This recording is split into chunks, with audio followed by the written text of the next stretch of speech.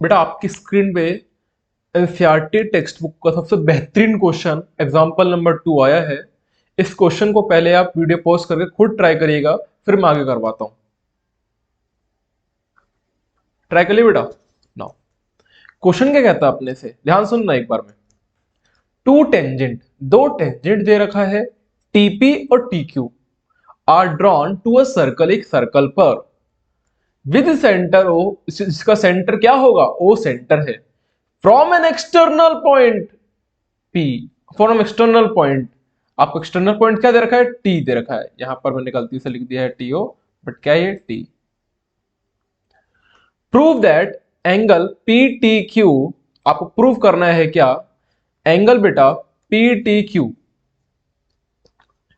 P T Q ये double होगा, किसके डबल होगा, ओ पी क्यू के, इस वाले एंगल का ये एंगल डबल होगा, ये प्रूव करने का।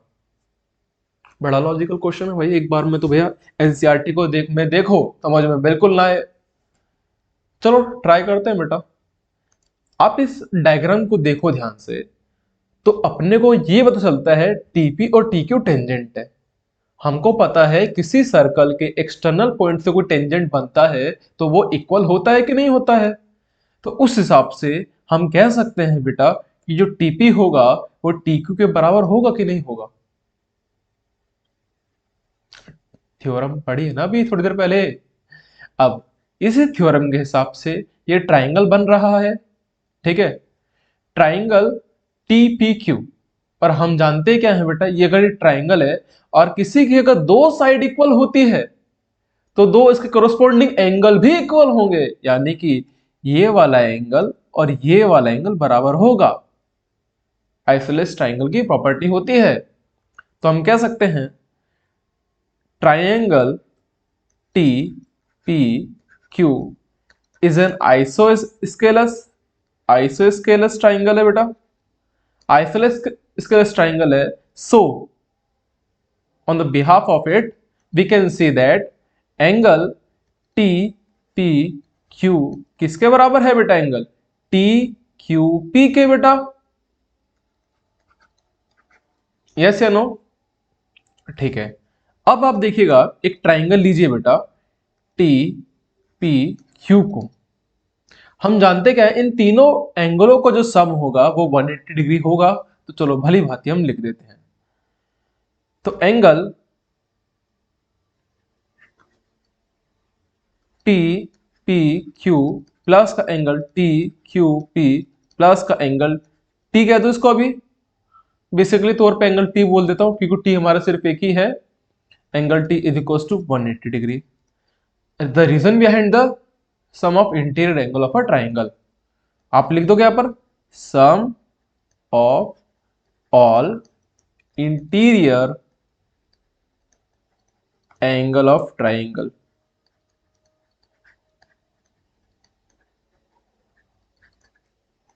आए बेटे यहां तक, ये दोनों अपने बराबर हैं। तो हम इसकी जगह लिख सकते हैं टी पी क्यू प्लस का, इसी को बेटा दोबारा टी पी क्यू लिख सकता हूं मैं क्योंकि हमने अभी प्रूव करा दोनों बराबर है, प्लस का angle T equals to 180 degree.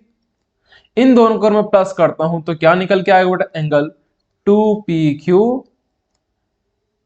आएगा बेटा, is equals to 180 degree minus का एंगल टी हो जाएगा बेटा। और ये जो टी 2 है वो डिवाइड में जाएगा, मल्टीप्लाई में तो डिवाइड में जाएगा बेटा। So angle T P Q is equals to half 180 degree minus का एंगल टी हो जाएगा बेटा। यहां तो कोई दिक्कत परेशानी तो बताओ मेरे को। Angle T P Q is equals to, इसको डिवाइड करता हूं तो ऐसा आएगा बेटा 90 डिग्री माइनस का एंगल टी डिवाइडेड बाय 2 हो जाएगा कि नहीं हो जाएगा। यहां तक तो कोई दिक्कत परेशानी नहीं आएगी। चलो इसके आगे सॉल्व करते हैं, इसी पे कर देता हूं।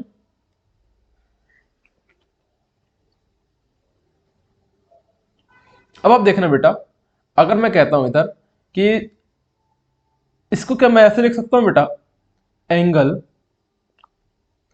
ओ पी क्यू को मैं ऐसे लिख सकता हूं बेटा, angle O P T minus का एंगल टी पी क्यू, ऐसे लिख सकता हूं नहीं लिख सकता, बताओ बेटा। अब ध्यान दीजिएगा ओपीटी कितना होता है, 90 डिग्री होगा, हमको थ्योरम हमने पढ़ी है, तो 90 डिग्री हो गया बेटा माइनस का। ये अपना भी ओपीक्यू चल ही रहा है, ठीक है। अब देखिएगा टीपीक्यू क्या आया बेटा आपका, 90 डिग्री माइनस का एंगल टी डिवाइडेड बाय 2 आया है कि नहीं आया, अभी तो हमने लिया है, ठीक है। अब इसके बिहाफ पर एंगल ओ पी क्यू को लिख सकते हैं बेटा 90 डिग्री माइनस का 90 डिग्री माइनस माइनस बेटा प्लस, तो एंगल टी डिवाइडेड बाय 2, ये कैंसिल आउट हुआ, तो हमारा क्या निकला, ये 2 मल्टीप्लाई में जाएगा, 2 angle O P Q is equal to, और एंगल टी ये आ जाएगा बेटा, और एंगल टी को क्या लिख सकता हूँ, पी टी क्यू, तो यहां पर लिख दे रहा हूं पी टी क्यू, ये अपना एंगल था जो, ठीक है। यही बेटा अपना आंसर है। गॉट इट द पॉइंट और नॉट बेटा?